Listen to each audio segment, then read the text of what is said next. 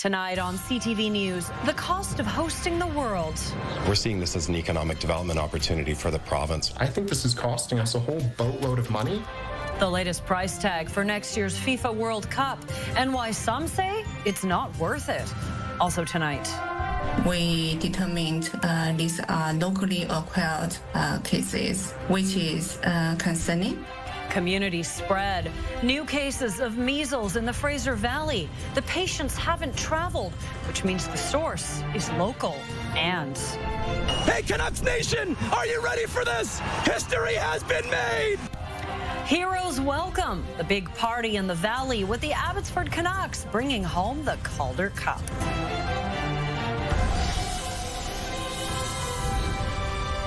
This is CTV News with Nafisa Kareem.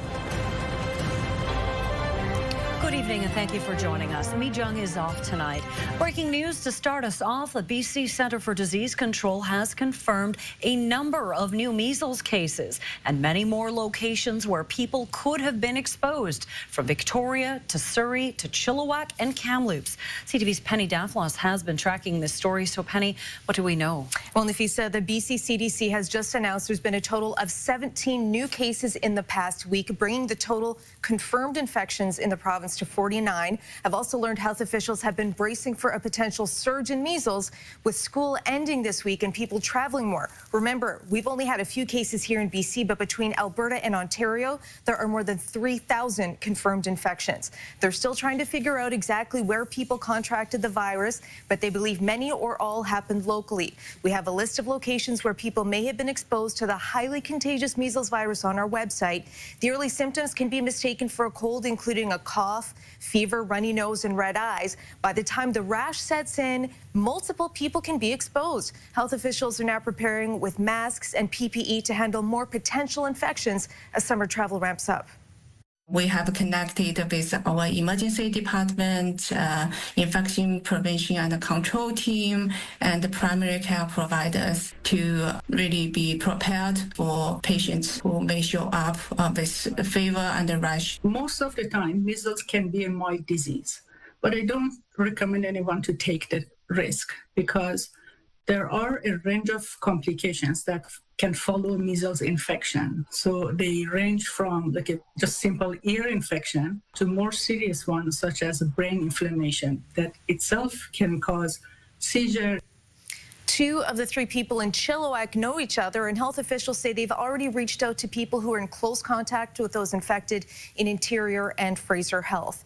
If you think you might have measles, Public Health is asking you to isolate immediately and let them know so they can test and be sure, and then have a better idea of how common the virus is. So far, all of the infections in BC have been in unvaccinated people, so they're also urging anyone who hasn't had the MMR shot to continue to consider getting immunized, which you can do at a pharmacy or a community clinic. Nafisa. Thank you, Penny. You bet. Well, we are getting a clearer picture of what it will cost to host 7 World Cup soccer matches at BC Place next year. While the overall price tag has gone up and could top $600 million, so has the projected revenue. As CTV's Shannon Patterson reports, not everyone thinks the investment will pay off. With less than a year to go until World Cup 2026, the province has new estimates on what it could cost to host 7 matches at BC Place. We're about the same core cost to taxpayer as we were a year ago. Security costs have gone up a little bit, but revenue's gone up as well. The range for gross hosting costs is now a low of $532 million and a high of $624 million. Estimated revenue is $448 to $478 million, resulting in an estimated net hosting cost of between $85 and $145 million. If you're spending between $85 and $145 million in kind of net core cost to host World Cup, and then that leads to $1 billion in investment in the province through increased tourism, that obviously makes sense. I think that's a lot of hot air and very generous interpretations from the provincial government. The Canadian Taxpayers Federation teamed up with Leger for a poll asking British Columbians if they think hosting the World Cup is worthwhile. Among those with an opinion, 55% say it's not worth hosting, compared to only 45% that think it is worth the cost. That's a 10-point difference. In the world of public opinion research and political polling, that's a huge gap. The advocacy BC group insists it's not too late to back out. I think Premier David Eby and Vancouver Mayor Ken Sim need to do the right thing and pull the plug on Vancouver hosting these 7 soccer games. But the province has told FIFA Vancouver is eager to host even more matches. Why couldn't we host 8 or 9 or 10? So we've made that offer there so that if there are other jurisdictions hosting World Cup that maybe aren't able to host as many matches, we're here, we're happy to host more. While there are concerns costs will continue to rise in the coming months. Already, this is costing British Columbians about $1 million per minute of playtime. The province and the city are full steam ahead on welcoming the world next June. Shannon Patterson, CTV News, Vancouver. BC's toxic drug crisis is worsening again, with 165 people dying from unregulated drugs in April. It's the highest monthly total so far this year. The BC Coroner's Service releasing its latest figures on drug toxicity deaths today, showing April marked the first time in 6 months the death toll surpassed 160. Most of those who died were men, and nearly 70% were between the ages of 30 and 59. Fentanyl was the most common substance detected. So far this year, the highest number of deaths was recorded in the Fraser and Vancouver coastal health regions, as the province continues to average more than 5 deaths a day. A Nigerian man has been sentenced to more than 70 years in prison for his role in a sextortion case targeting a 14-year-old boy from Surrey. CTV's Kevin Chirac has more on the case and what parents and children need to know to stay safe. Surrey's Robin Genjua was just 14 years old when he was targeted by someone posing online as a teenage girl. He was tricked into sending explicit images of himself over Instagram, then blackmailed for money. He later died by suicide. More than 2 years later, Nigerian authorities have sentenced Oluke Olalekan to 76 years in prison, convicted of 18 charges involving child pornography, money laundering, and attempted extortion. The RCMP worked with multiple foreign agencies in the sextortion case, a crime officials say is on the rise. This is something we see more frequently in the last year. According to the Canadian Centre for Child Protection, teenage boys are a prime target. We're receiving right now approximately 6 of these a day, and actually as early as this week, we've noticed that we're receiving a new spike in sextortion cases that are happening. And she says most cases go unreported. 3 years ago, a Dutch man was sentenced for sextorting a BC teen girl who also died by suicide. But bringing offenders to justice can be challenging, with many operating overseas. We have agreements with some of the countries to help us with locating those offenders, but some we just can't go. So locating and arresting those offenders is pretty hard. Another growing concern, criminals using artificial intelligence. They are utilizing AI-generated types of applications to say, hey, I have this image of you.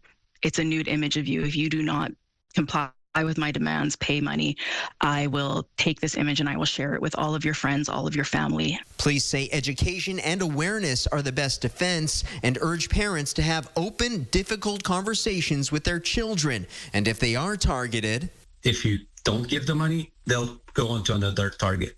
They're looking for easy targets. So if you give them money, they're not going to stop. They're going to ask you again and again for more money. The Canadian Centre for Child Protection is also calling for stronger regulations and wants tech companies to do more to stop offenders. Kevin Chirac, CTV News. An independent review commissioned by the province is painting a distressing picture about sexual assaults and intimate partner violence. As CTV's Ben Milger reports, the findings are so troubling, the review's author is calling on the province to declare gender-based violence an epidemic.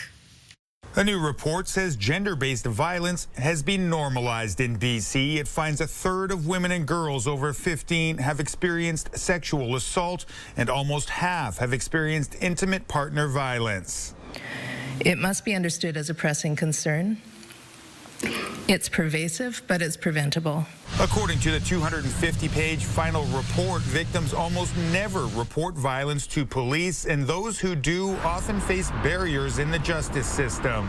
The report says 94% of sexual assaults go unreported, and 80% of people assaulted by an intimate partner do not go to police. Author Kim Stanton recommends more training for police and court workers. In all of the parts of the legal system where I met with people, there are people doing an exemplary job, and there are people who are continuing to perpetuate the myths and stereotypes about gender-based violence that are holding us all back.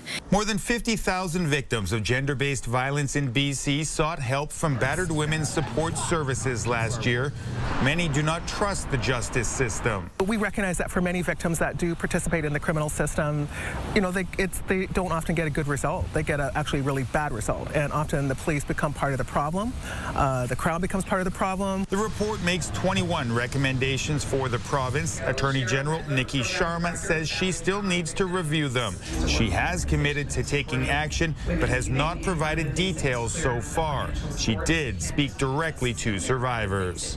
You have my commitment that I will do everything I can to make the system better for you, so you can have the trust that you need to come forward with these horrendous crimes. Sharma plans to coordinate a multi-ministry response and says the province will provide an update on next steps in the fall.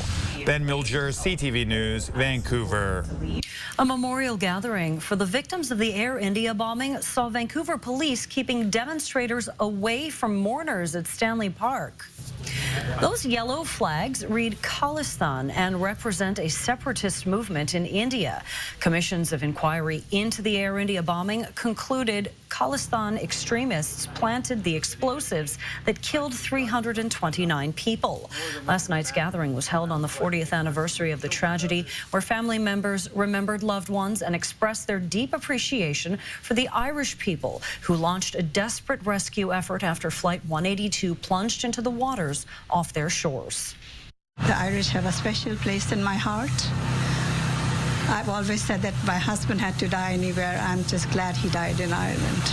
From the immediate efforts by the Coast Guard, the Irish Naval Service, merchant ships, trawlers, and boaters, to the medical and hospital staff, and many people throughout the County of Cork, they showed support and sympathy, and we are forever grateful. On behalf of the government and of the people of Ireland, I extend not only my deepest sympathy, but my commitment that the innocent lives lost that day will never be forgotten. It was a Canadian tragedy, a terrorist plot that was hatched and conceived in Canada, on Canadian soil, that killed more than 260 Canadians and 80 kids.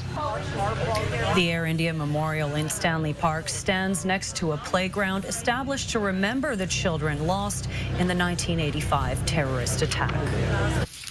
The Vancouver Art Gallery is facing another blow. CTV News has learned the gallery is cutting back on costs, laying off dozens of staff members in the process. CTV's Isabella Zavarisi has more. Another setback at one of Vancouver's top cultural institutions. The Vancouver Art Gallery is laying off dozens of employees. I'm concerned, for sure.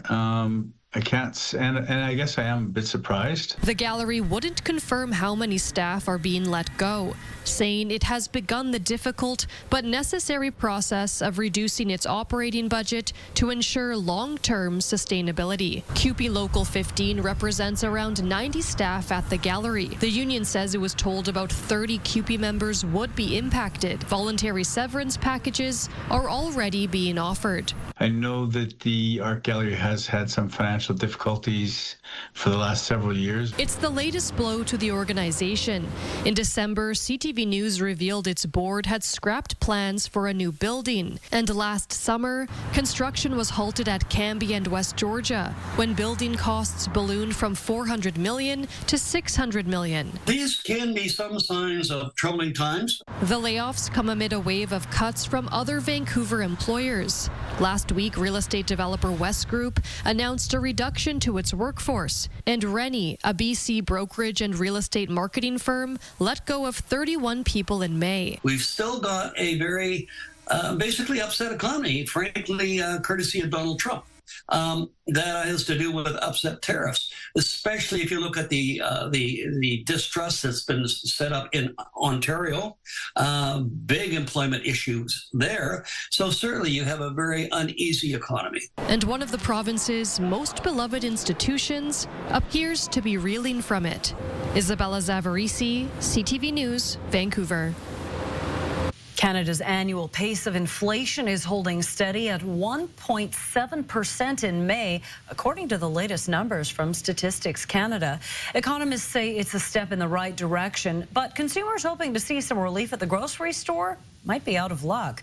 CTV's Reagan Hasegawa shows us why. A trip to the grocery store is becoming increasingly unaffordable for many Canadians. Meat-counter economics have been horrible for consumers. Beef prices have skyrocketed, but also pork and chicken are both more expensive, so you want to be careful there, and fruits also. Although overall inflation remains at 1.7%, at the grocery store, it's double that. We're starting to see things level off. You do want food inflation not to be above 2.5%. So we still have a long way to go, but we're going in the right direction. Experts say grocery prices will likely remain where they are now, so they suggest shopping around, using loyalty programs, and doing your research to ensure you get the most bang for your buck. You should be going to the grocery store knowing exactly how much you should pay for all of your items.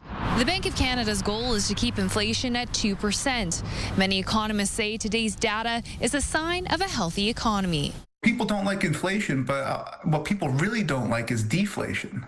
Right? And deflation is a sign when prices are going down that we're entering into a recession. Stats Canada points to slower increases in shelter costs like rent and mortgages as a big factor in keeping inflation lower. Shelter costs rose 3% in May, marking a slowdown from 3.4% in April. The problem that we have in the country is housing and wages, I think, are related to that, right? We need to see some wage growth. We need to see some housing growth. Core inflation figures also showed signs of modest easing, something the Bank of Canada will be paying close attention to as it prepares for its next interest rate decision on July 30th. Reagan Hasegawa, CTV News, Coquitlam.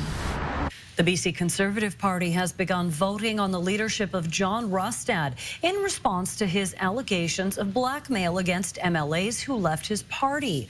Rustad says in-person voting has already taken place in at least 2 of BC's 93 ridings. He expects the process could take up to 6 months to complete. It comes as Rustad faces questions over a leaked letter in which he claims former Conservative MLAs are threatening to release private texts and phone recordings in a bid to take over the party. The province has asked the RCMP to investigate those allegations. Well, history has been made by the Abbotsford Canucks. The Abbotsford Canucks are Calder Cup champions! Yeah, the farm team for the Vancouver Canucks have won their first ever Calder Cup title. We'll take you to the party in Langley when CTV News continues. Stay with us. Colorado Eagles. The Abbotsford Canucks are bringing home a championship to the Lower Mainland. Hey, Canucks Nation, are you ready for this? History has been made! Vancouver's AHL affiliate won the Calder Cup last night in Charlotte, North Carolina after a historic playoff run. The team, led by head coach and former Vancouver Canuck Manny Malhotra, called the season a journey filled with ups and downs, but they finished on top. Well, the season ignited a passionate fan base that the city of Abbotsford says had a significant economic impact, with one business reporting a 20% bump. This June will be a record-breaking month for us, yeah, which is amazing, right? So especially, you know, when we had COVID, which I think there's still like ripple effects of that affecting our industry. Not just regional recognition, but it gives us national spotlight and actually, dare say, you know, North American spotlight. The team is now cleaning out their lockers and will soon be preparing for next fall when the team hits the ice in hopes of repeating as champions. Nice day for a party on the tarmac. Yeah, I was going to say, I hope they have a parade for them. I hope so, too. That would be a good one. That sure would be amazing. Congratulations to the team. All right, yeah, today, not too bad at all. We started off nice and bright. Lots of sunshine earlier on this morning and early afternoon, but now the clouds have rolled in, but still warm out there. Here's a look at temperatures across the lower mainland. 23 at the harbor. You're looking at 23 in North Vancouver, as well as Pitt Meadows and Abbotsford. 25s in Surrey and in Chilliwack. As we head through the overnight, we will see overcast skies. It's slight chance of seeing a shower or two, a mild 14 degrees. And we'll see a few spotty showers to start off the day tomorrow before it dries up with some sunny breaks and a high of 18. CTV weather brought to you by Expedia Cruises. Make the most of your next vacation by booking with those who've been there. Visit expediacruises.ca. And it heats up as we head into the Canada Day long weekend. I've got those details coming up. All right, thanks, Sam. Well, coming up, brazen break-in. What security cameras captured in White Rock and how you can protect your home if you're going on vacation. Plus, it takes more time essentially to put someone on the table and then place them properly for the scan than it takes to do the scan. the fastest CT scanner in Canada has been rolled out right here in Vancouver. Why some are calling it a game changer. We'll be right back.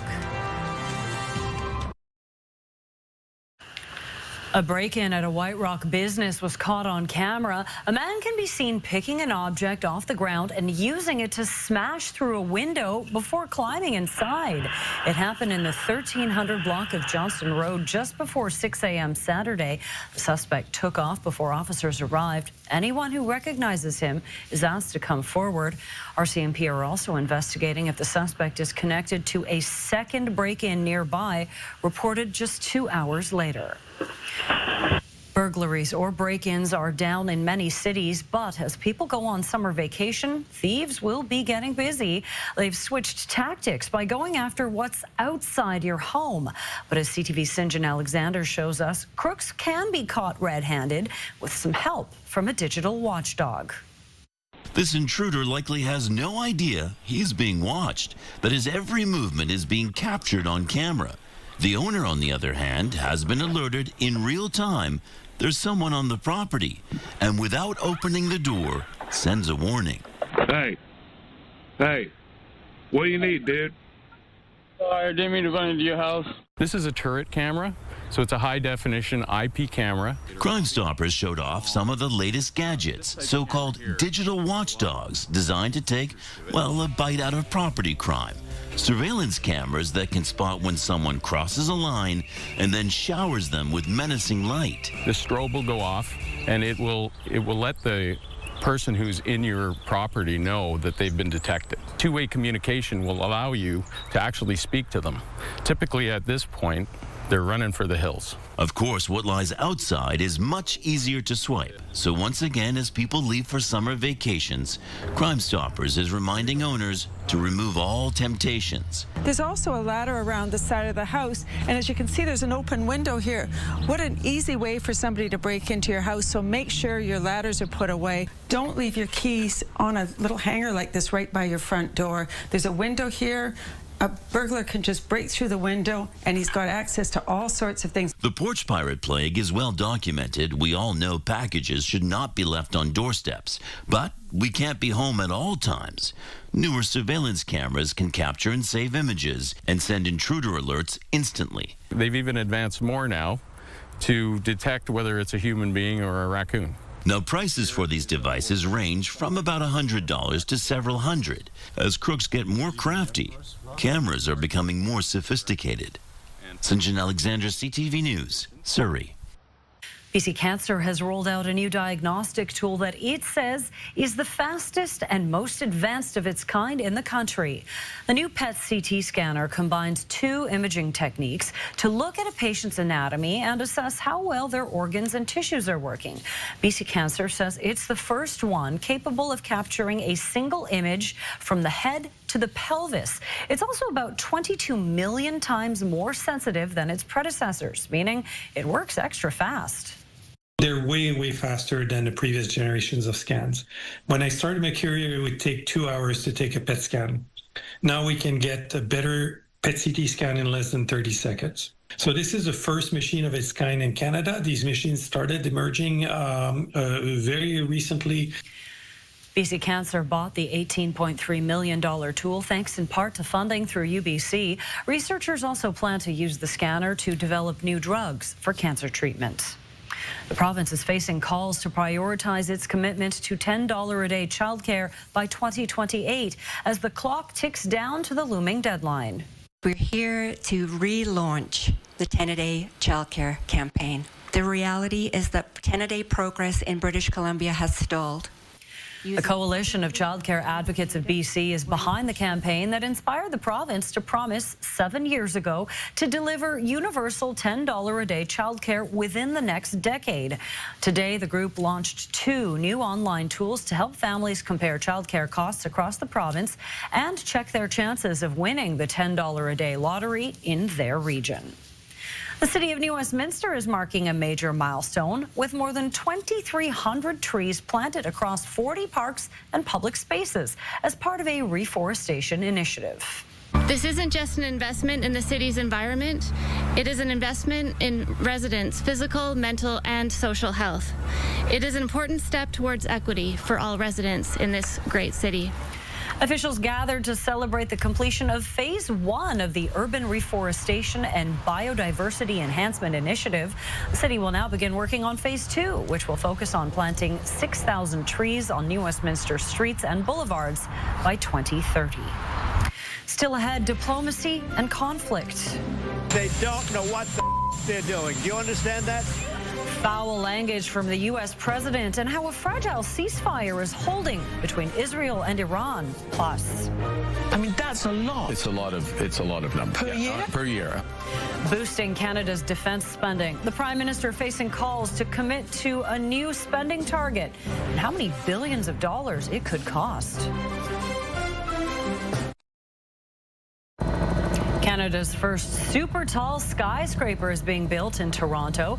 The designation became official today when construction at One Bloor West surpassed the 300-meter mark. Once complete, it will be the tallest residential building in the country at 85 stories. It will also be the second tallest human-made structure in Canada after the CN Tower. A fragile ceasefire deal between Israel and Iran appears to be holding after a rocky start. The deal brokered by U.S. President Donald Trump was announced late yesterday, but 4 hours after it was supposed to take effect, Israel launched a strike, claiming it was in response to Iranian missiles being fired. And that fired up Donald Trump, who dropped an F-bomb while speaking to reporters. We basically have 2 countries that have been fighting so long and so hard that they don't know what they're doing. Do you understand that?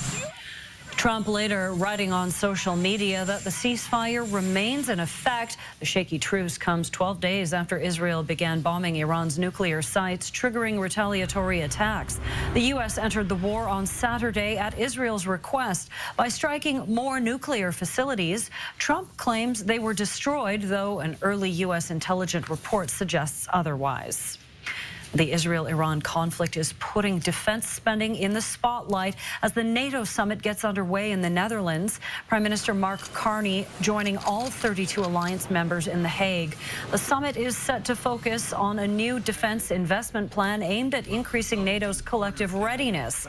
Canada just committed to meeting the current 2% spending target for the first time ever this fiscal year. But if the new plan goes through tomorrow, that target would rise to 5%. How much is it actually for you? 5% of our GDP would be about $150 billion. I mean, that's a lot. It's a lot of numbers. Per year? Per year. Carney says Canada will reach the higher target in part by developing deposits of critical minerals. And when it comes to when, Canada's Foreign Affairs Minister says 2029 is on the table. Leaders will sit down tomorrow for the summit's main meeting, where the fighting in the Middle East and support for Ukraine is also on the agenda. More than 100 Canadians are scheduled to leave Jordan tonight on a government-chartered flight. It's part of ongoing efforts to assist those who want to flee the fighting in the region. As of today, we have helped over 500 Canadians in the region. We've deployed additional consular services throughout the region. Canada is also helping allied nations get their citizens out of the Middle East, but the number of foreign nationals asking for help is minimal compared to the number of Canadians. There is also ground transportation available to help get Canadians out of Israel. Coming up, a big day for some Vancouver Island marmots, how they're getting a new lease on life. But first, this will be the first bear in the world to get a titanium crown. Yeah, that's right. She said bear. We'll show you how this 1,000-pound bear is getting a dental procedure. Here's a hint. Very carefully. The Hometown Heroes Lottery is back. From rescue to recovery, support our frontline workers and first responders who are there when we need them through the Heroes Lottery. Check out these early bird prizes worth over $160,000. One winner will choose from a 2025 Ford Mustang and Honda Prologue, or $130,000 Travel Best Bets Vacation Package plus cash, or choose $125,000 cash. Plus 50 winners will win $500. Early bird deadline midnight Thursday. This is the only place that they're found in the whole world. And so if we lose them forever.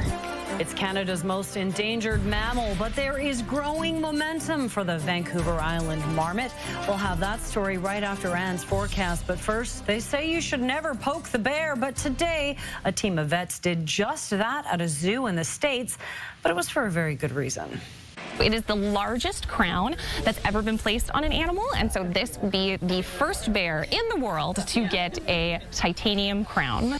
Apparently, even bears need to visit the dentist sometimes. Tundra, the Alaskan brown bear, got a crown, a procedure that's quite normal at a vet's office, but officials say doing it on a bear, well, that's a different story. That's because the bear weighs about 1,000 pounds. Luckily, he was blissfully unaware this was happening and will be back on his feet in no time, joining his brother Banks at Minnesota's Lake Superior Zoo.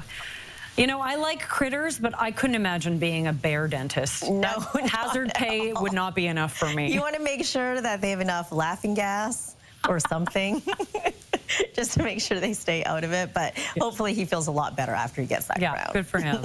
All right, let's take a look at our forecast. Overcast conditions right now as the clouds have rolled in. Here's a look from our camera on top of Grouse Mountain. Looking out towards the downtown Vancouver, we are seeing very hazy conditions out there. It'll continue as we head into tomorrow as that front moves its way in. As you can see, bringing a few scattered showers already to Vancouver Island, and it will bring us some scattered showers as well. So here's a look at our weather tracker right now. Overcast conditions through the overnight into tomorrow morning for your early morning commute or just after it. We are going to see a line of showers, especially for the northern sections of Metro Vancouver, Coquitlam, Maple Ridge, and the North Shore. Definitely going to see some rain as we start off the day, but then spotty showers throughout the afternoon. It does dry up, and we do get a few sunny breaks here and there as well. It'll be very active for the central interior once again, with a chance of afternoon thunder showers. Your provincial forecast popping up at the bottom of your screen for the North Island. Mostly cloudy skies, a few scattered showers for Port Hardy. You'll see 15 degrees, warming up to 19s with unsettled conditions for Campbell River and Comox. For the South Island, cloudy with showers for Tofino. You'll stay dry and cloudy for Port Alberni, 19 degrees.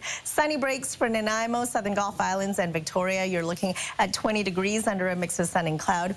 20s for the Sunshine Coast as well. You'll see mostly cloudy skies with a few showers, but soggy up the Sea to Sky Highway. Periods of rain for Squamish at 17, into Whistler at 16 degrees, and for us across the Lower Mainland, scattered showers with some sunny breaks late in the afternoon. Temperatures between 18 and 20 degrees. Heading into Thursday, we'll see a few showers, cooling down to 16, and then slowly clears up. Friday, 18 degrees under a mix of sun and cloud, warming up as well as we head into the Canada Day long weekend. Saturday, 20 degrees. Sunday, we're looking at temperatures between 23 degrees near the water, 28 inland. Monday, we say goodbye to June with 30 degrees inland, 24 degrees near the water. And then on Tuesday for Canada Day, 23 degrees under mostly sunny skies. CTV weather brought to you by Expedia Cruises for air, land, and sea vacations. So a few spotty showers for the next couple days before it heats up. Yeah, a little bit of a refresh. Thanks, Anne. You're welcome. Well, 2 decades ago, the Vancouver Island marmot was on the brink of extinction. Today, work still continues to bring them back. And as CTV's Andy Garland shows us, that effort starts at the beginning of every summer.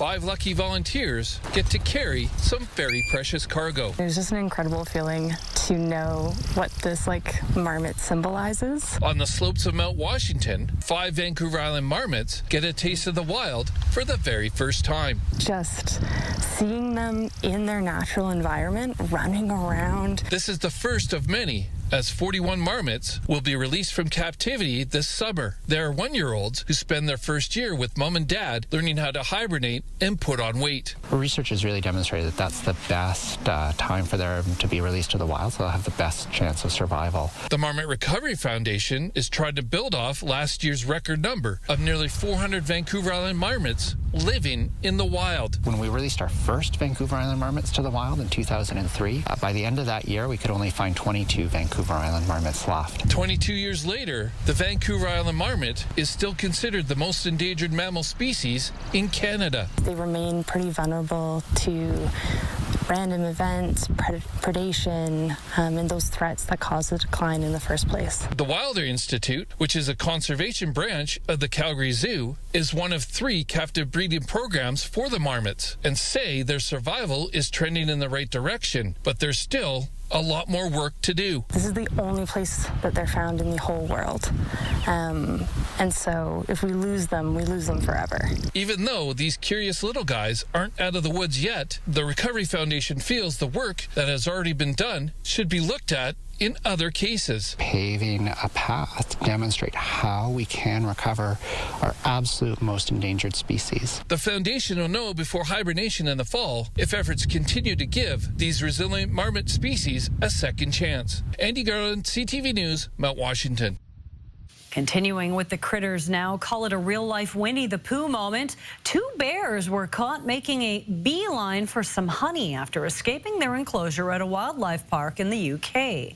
The brown bears Mish and Lucy reportedly gobbled up a week's worth of honey during their great escape before staff and police tracked them down. The ordeal causing quite a bit of buzz as workers took guests to safety while the bears were on the lam. Luckily, no one was hurt, and their escape ended the way all good bear tales do, with full bellies and a nap. After the break, which former Canuck has finally been named to the Hockey Hall of Fame? And taking it to the streets, championship style. Highlights from the Oklahoma City Thunder's victory parade after winning their first ever NBA title. Plus, excellent encounter. Adam finds out what happened after an unusual egg was discovered outside a daycare.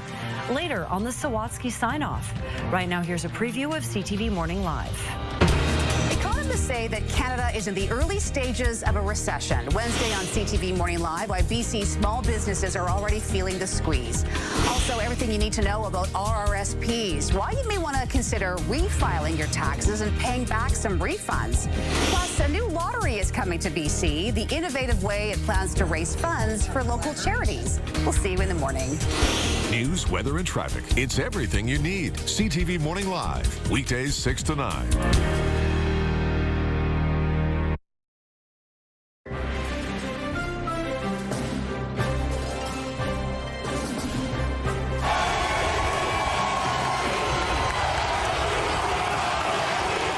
Oklahoma City is celebrating its first ever major professional championship in any sport, and thousands of people line the streets to take in a moment of history.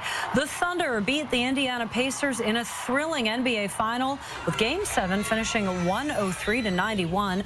The team was led by Ontario's Shai Gilgeous-Alexander, seen here sporting the Canadian flag, as he greeted excited fans, even taking selfies with some. SGA won regular season and Finals MVP, joining the likes of legends like LeBron James, Shaquille O'Neal, and Michael Jordan.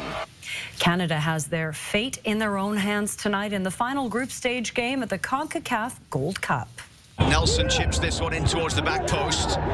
It'll drop for Saliba, who drives it in. It's 1-0 Canada. Ideally, they'll play better than they did versus Curacao on Saturday. That match ended in a 1-1 tie thanks to a late Curacao goal. A win against El Salvador tonight would mean they win their group and would face a weaker opponent in the quarterfinal. Second place in the group also advances, but they'd be the lower seed.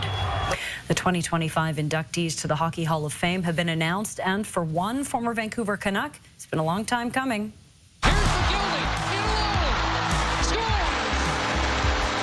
Alexander McGillney scored more than 1,000 points in his NHL career, which included 5 seasons with the Canucks.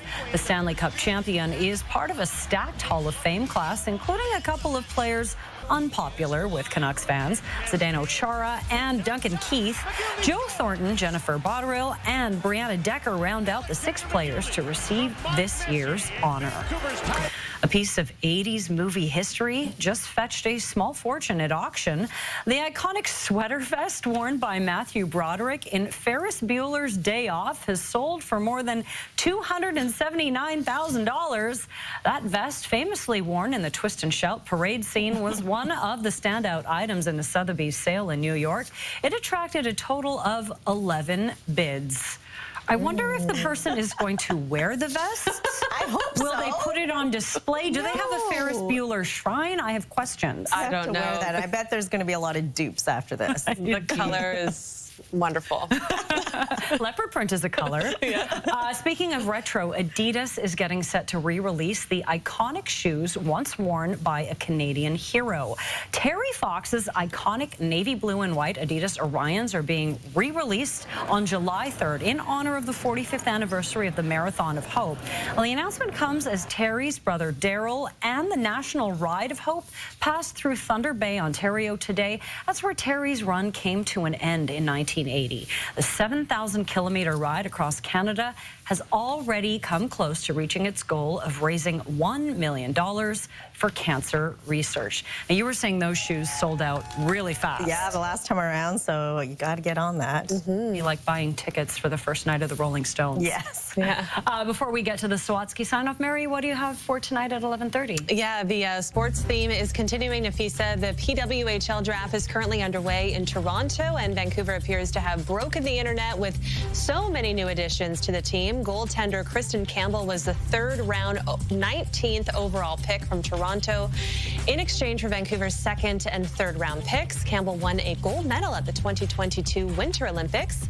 We'll have more highlights at 11:30. Nafisa. All right, thanks, Mary. Well, finally tonight, Adam uncovers how a mysterious egg hatched more than just a baby peacock. It sparked a story of compassion, connection, and community coming together on tonight's Sawatsky sign-off.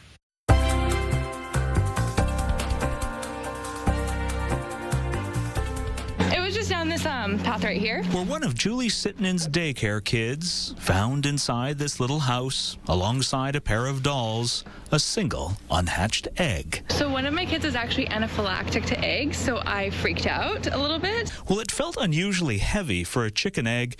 It was not unusual for Coral Clay to offer help. Created a little nest for it.